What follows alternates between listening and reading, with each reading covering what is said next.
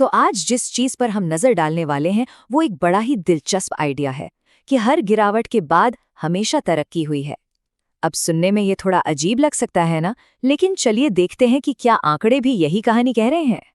तो सवाल यही उठता है कि क्या बाजार का गिरना सब कुछ खत्म होना है या फिर ये एक नई शुरुआत है।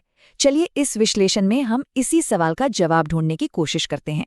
सबसे पहले बात करते हैं गिरावट के एहसास की, क्योंकि जब बाजार गिरता है तो आंकड़ों से पहले वो एक एहसास होता है, एक फीलिंग। सोचिए, हर तरफ से खबरें आ रही हैं, हेडलाइंस चीख रही हैं, अपना पोर्टफोलियो देखो तो सब कुछ लाल। और वो जो घबराहट होती है ना, वो बिल्कुल असली होती है। ये एक जानी पहचानी फीलिंग है जिससे बहुत से इन्वेस्टर्स गुजरते हैं।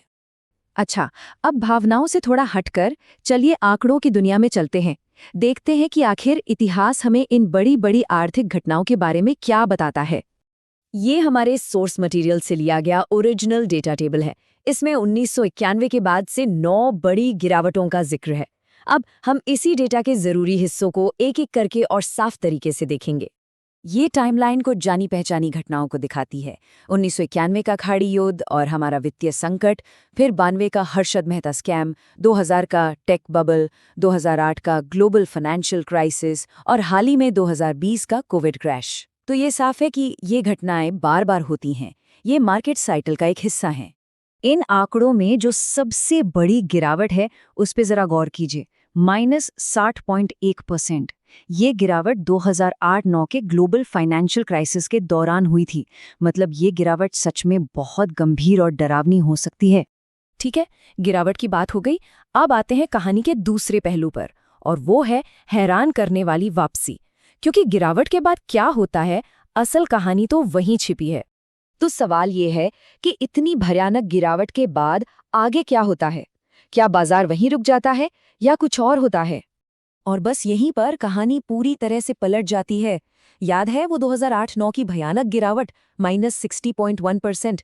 तो उसके बाद क्या हुआ? अरे अगले 3 सालों में, मतलब 2011-12 तक, मार्केट ने +114.40% का रिटर्न दिया, गिरावट से लगभग 2 गुना। और ये कोई एक बार की बात नहीं है। अगर हम 1991 की गिरावट के बाद के 3 साल देखें तो रिटर्न था +315.53%।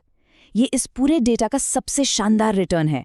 इससे पता चलता है कि वापसी कितनी जबरदस्त हो सकती है। एक और उदाहरण देख लेते हैं।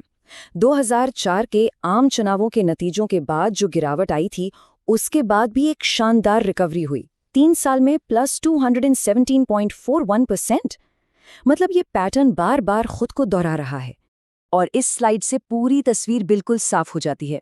इन 9 घटनाओं में जो औसत गिरावट रही वो थी करीब करीब -40.7%।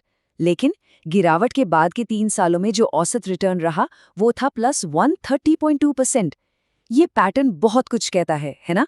तो इन सारे आंकड़ों से हमें आखिर क्या सबक मिलता है? चलिए गिरावट को एक नए नजरिए से देखने की कोशिश करते हैं।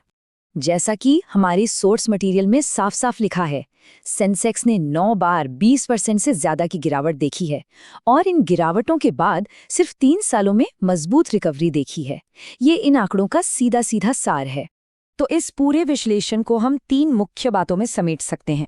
पहली, बाजार में बड़ी गिरावटें आती रहती हैं, ये नॉर्मल है। दूसरी, ये गिरावटें वाकई बहुत तेज और डरावनी हो सकती हैं। और तीसरी, जो सबसे जरूरी है, इतिहास गवाह है कि इन गिरावटों के बाद अक्सर विकास का एक जबरदस्त दौर आता है। तो आखिर में एक सवाल पर सोचना बनता है, अगर इतिहास ही हमारा गाइड है तो फिर घबराहट में लिए गए फैसलों की असली कीमत क्या है?